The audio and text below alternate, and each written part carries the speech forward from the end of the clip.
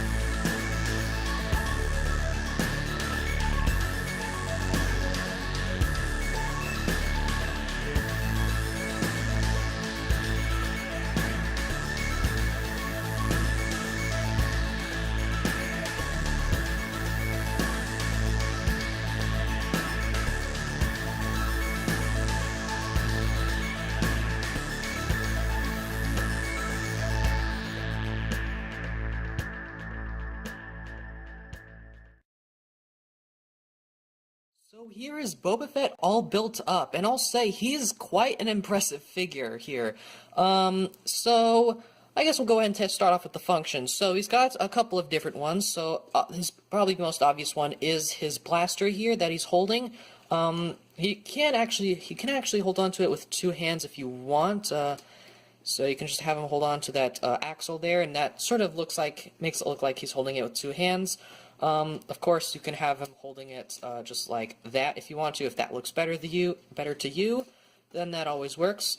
So I really do actually like the design of his gun because it looks sort of like a rifle. Now, I don't exactly know what his gun in the actual movie or whatever is supposed to look like, but if it's supposed to look like a rifle, I think they did a good job with the shape. Now, it looks good from this angle, I'll say, but from this one, not so much, mainly because of that Technic piece, and also that is exposed when it could have very easily been covered, so I don't really like that too much. But the overall design of it, the shape of it, I think looks really good. I think also the way he holds it does look pretty cool. And of course, the actual function part of it, it can actually, of course, blast. So that trigger piece that you could have him hold onto with his other hand, you just pull that back like a trigger, and that actually almost shot right back into my hand. But yeah, these things come out, and you do get a spare one, and they put it right here on the side of the gun, so if you end up losing one, you always have an extra. So yeah, I'll just move those off to the side for now. I don't want to accidentally shoot it off. So yeah, he's also got sort of this scope right here on there, which I think it looks really cool. But yeah, I'll just do it like that. Actually, I'm gonna actually take his gun off, because get a better look at his torso printing. So there is his torso printing there. Very neat. It uses a light bluish gray torso, a light bluish gray Star Wars torso piece there. So that's pretty neat.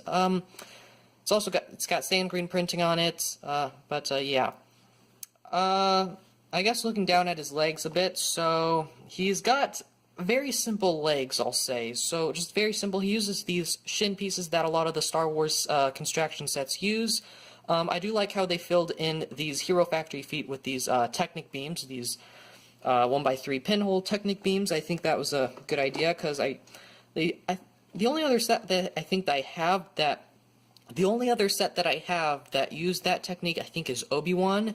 And because I saw it on Obi-Wan, I actually ended up using it in my Self-Mock Phoenix. So I really do like how they do that, because that gap there is just a bit awkward, I think. So yeah, there's his legs from the back here, so not very much coverage right here. They just used a couple of system pieces. Pretty much the same thing they did with the Praetorian Guard. Maybe I feel like they should have done something else with that, though, but I guess it's okay, I guess, for this figure. I don't know.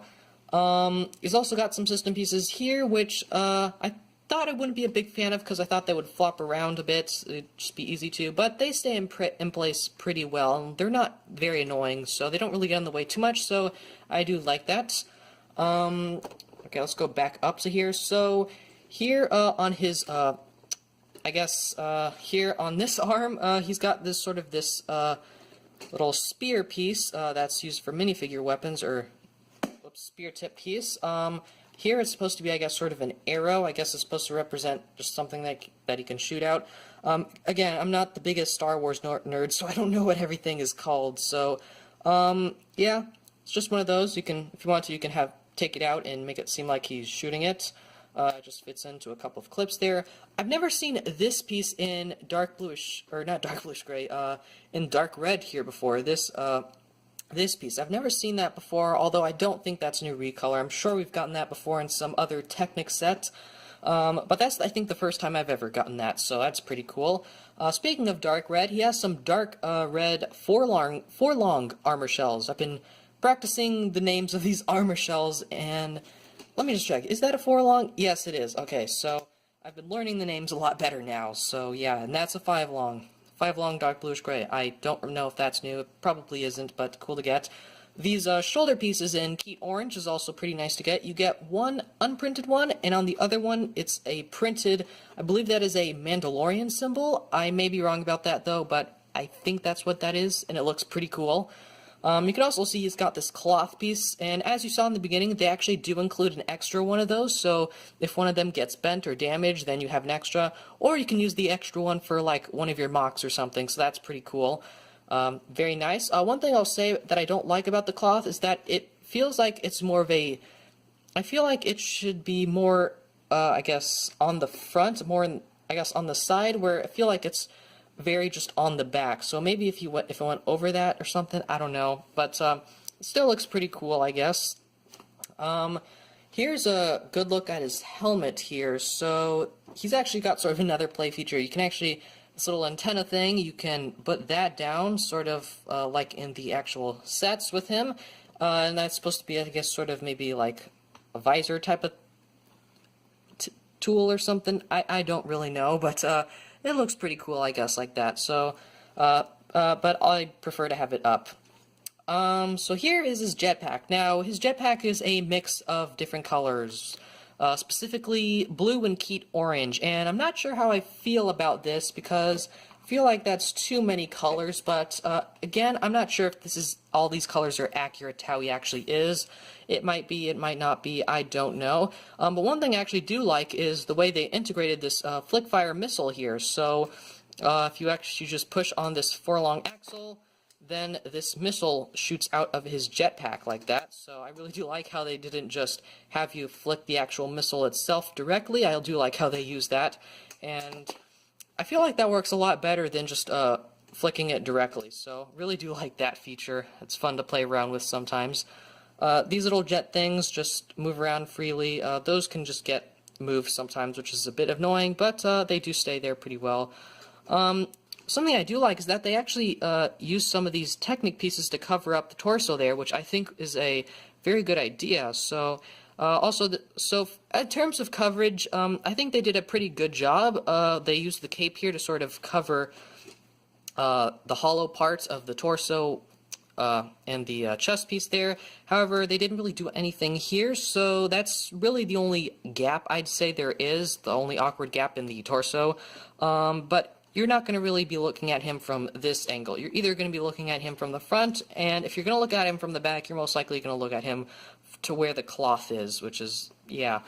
Yeah, very neat figure overall. I think that's pretty much all that there is. And I think one thing I actually did forget to mention, I'm not sure if this is true, but I think this may be the first time we've ever seen these Star Wars shin pieces, have a print. I may be wrong about that, but I've never seen it before, so hopefully I'm right. I don't know.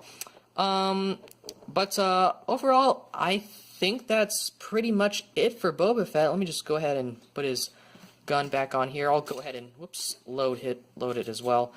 Yeah, overall, very great figure. I think, well, actually, I'm going to save my overall thoughts for the end of the video, but I'll just say that he's quite a cool figure, definitely an awesome display piece. If you're a fan of Boba Fett, I would recommend getting it, although $30 is a bit expensive, I'll say, but I'll get into that after we take a look at the instructions.